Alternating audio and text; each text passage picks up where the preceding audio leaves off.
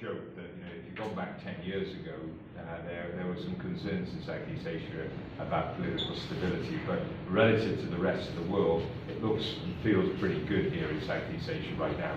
I think there's other parts of the world, I come from Britain, that certainly have got political stability at the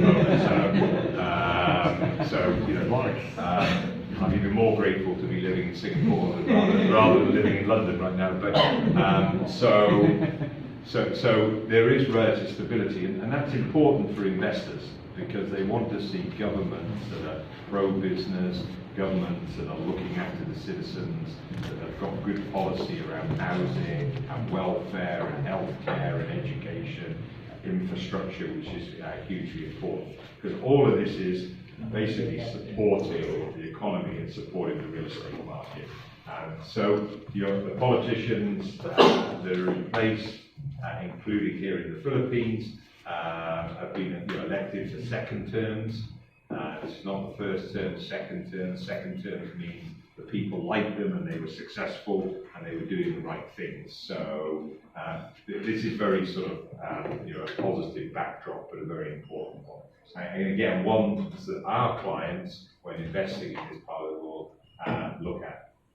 One of the big opportunities that we've identified is that China for the last 3 decades has been the world factory of manufacturing.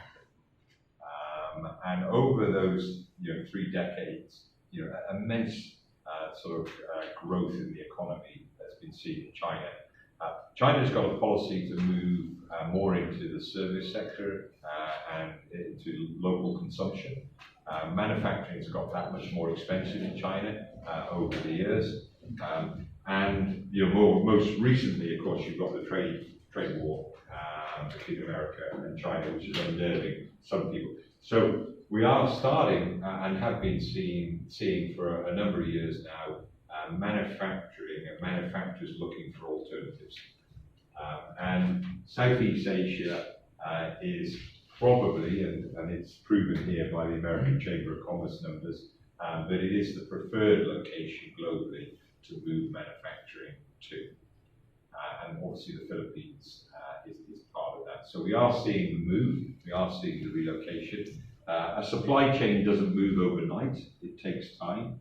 You've got the factory, you've then got to build that, you've got to have the workforce, you've got to have the ability to move the goods, the raw materials in and the produce goods out. So all of that does take time. So we think this trend will continue and we think the Philippines will benefit from this, so from the industrial and from the logistics that comes with moving those goods around. So this is another big tailwind for Philippines and for the region. In terms of Southeast Asia, is very resilient in terms of the slower global growth.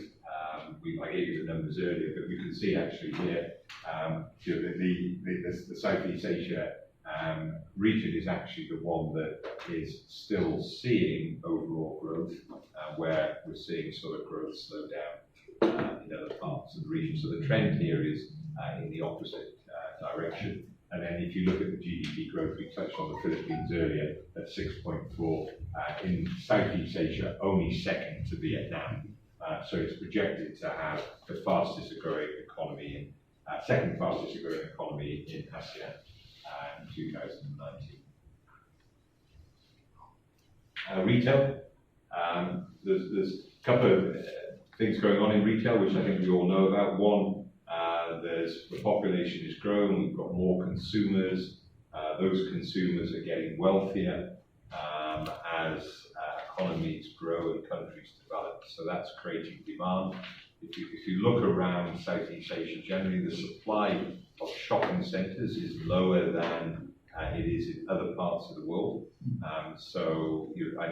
Because of often sort of climate, we live in it's a hot part of the world, it's a humid part of the world. People actually like to get indoors and they like to go shopping and spend time out. Often because cities are quite congested, it's good to be able to sort of get out of your home